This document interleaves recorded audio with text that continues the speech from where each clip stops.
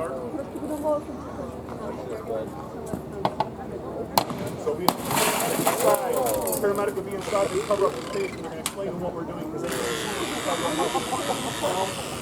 understand what's going on around them. So we'll tell them, hey, we're going to put a blanket over you. We're about to break the glass so we can access through the door. We'll start out inside the glass.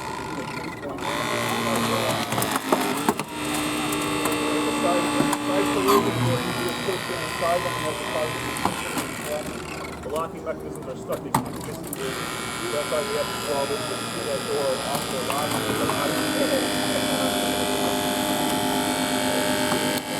So if you ever heard the jaws of life, that's what firefighters use to keep them out of the setting. But sometimes you get started jaws of life. 12,000 pounds of pressure per square inch. We can pick up the car with people. Pretty impressive. They do the bulk of the work. Spread out the bar for us. Stuff up in the setting. The other tool that you see is called a cutter. So the mechanical will hold it in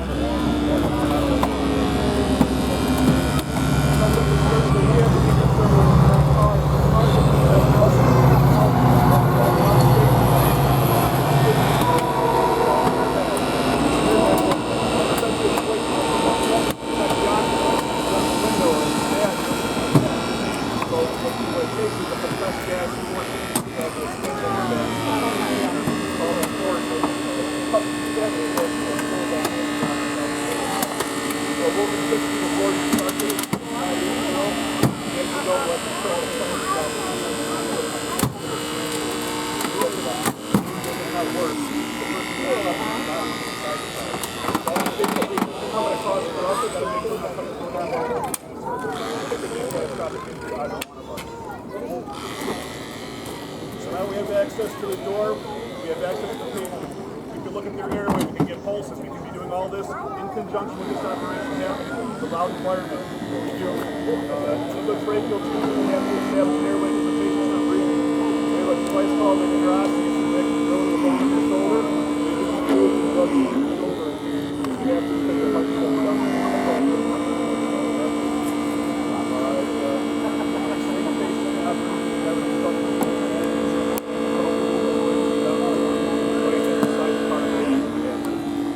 Some of the things that we do as paramedics. Everyone in the fire department is trained to talk about the paramedics and the firefighters.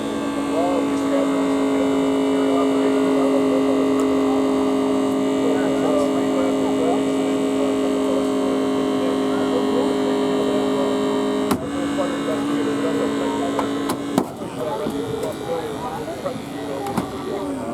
one specialist within our department.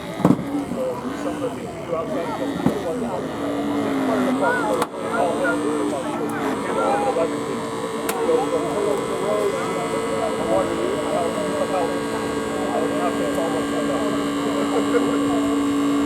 And a lot of everything. After this call, all that station. Very helpful for the function.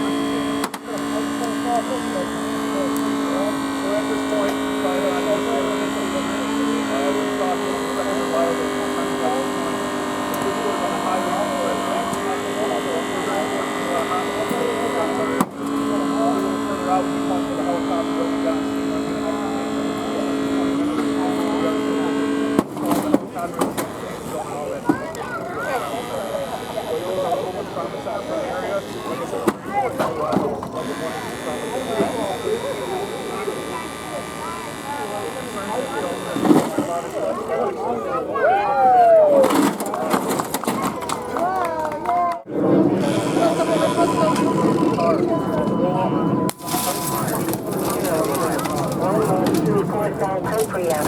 Engine 603, exhaust 620.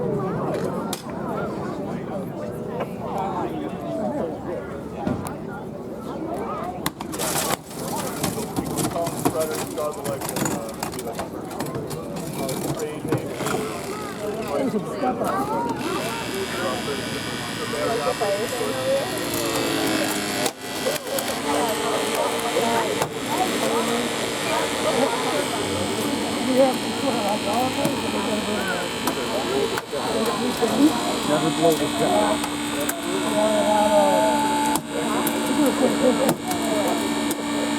moving this side. Make sure behind the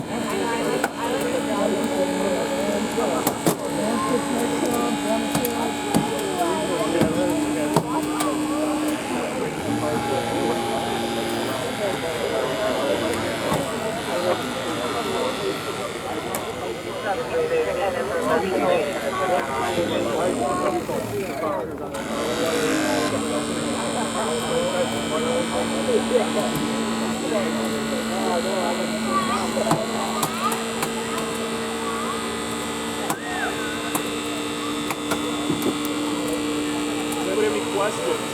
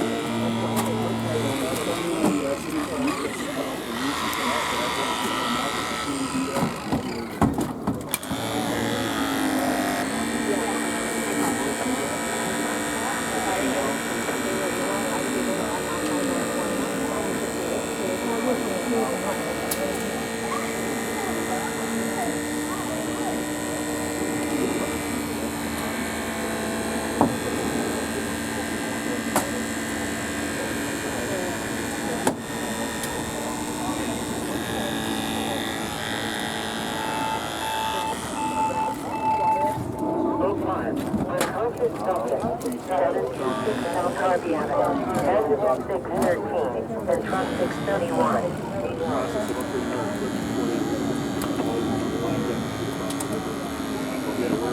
If there's anything in town,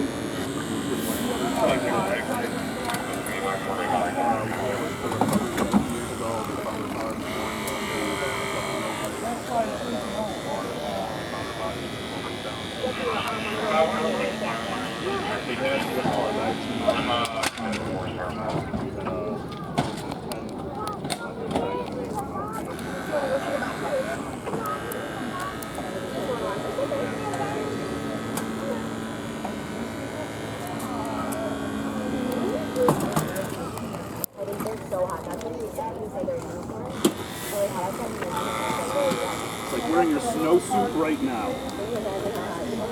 That's what it feels like. How long does all the training take to become certified?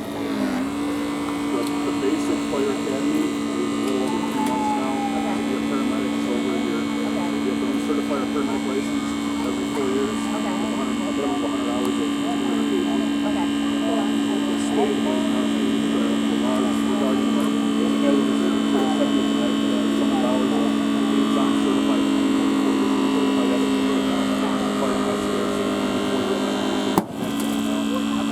4 years for being a paramedic.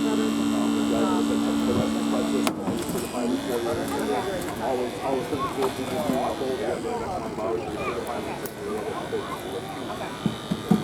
This really doesn't stop it. It just keeps on going.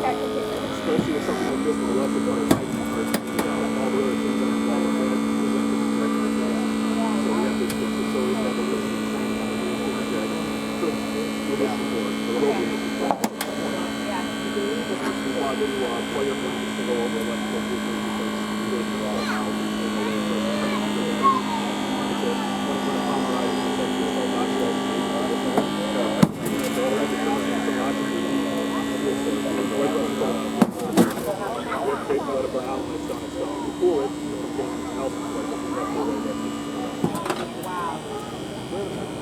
something that we, respond to other stuff. It's ever evolving, the construction of houses, less mass, but higher strength, engineering, those kinds of things.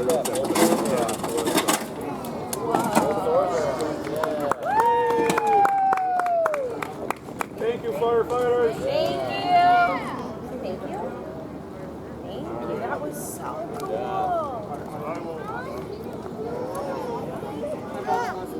You'll notice fire certification right now, he's using what people typically refer to as the jaws of life.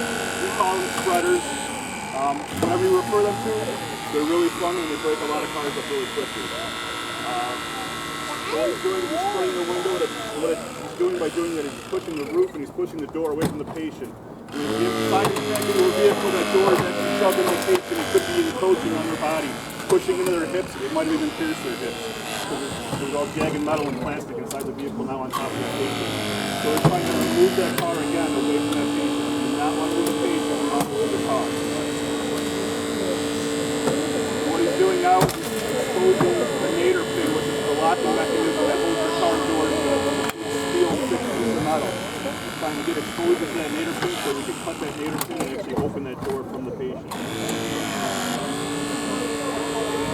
In the event that we believe there's possible paralysis or some spinal cord injury, we might in fact cut the entire roof off the car and actually take it out of the roof of the vehicle. While this is happening, the fire engine will be on scene. We'll be pulling a line to the front of the vehicle. In case there's a front end collision, there's a potential for fire. So we have to consider the potential for fire on the front of the vehicle, into the engine compartment, the patient and their needs, and possibly leaking fluids that might be on the ground. We have to think about if we're taking from uphill and downhill, there's fluids washing away from the vehicle, and trying to park the downhill side and keep that fluid from the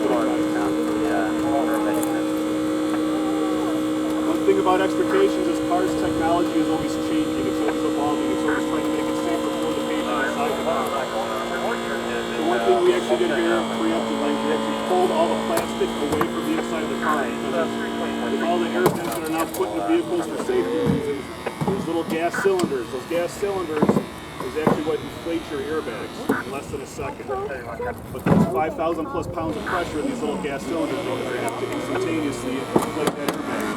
So what we actually did, for safety reasons, we went and peeled all the plastic off the inside and checked that whole rim of that window. That A post, which is the windshield, and the B post, which is behind your head. We checked all those for airbags because if you cut in one of those, you can't explode, you can't injure and or hurt somebody in that vehicle or working in that car. With the evolution of electric cars, we have new tools that we had to purchase for that. We have electric vehicle blankets where we actually cover the car. One thing we have to be concerned about with electric vehicles is we can't actually get to the fire if it's in the battery compartment. The best we can do is actually cover it and hope to not let it expose anything else around it to fire. We do not have the tools to put out an electric vehicle fire if it is a lithium-ion runaway situation. Lithium-ion batteries are self-oxidizing agents. They create their own oxygen, they have their own fuel, and they're totally self-sustaining with heat. There's nothing we can do to put them out. We cover them up and try to protect exposures and try to get them away from anything else so it can't ignite anything else. So something that we have to constantly be training on as the fire department is the new technology that comes out with these vehicles, the new construction.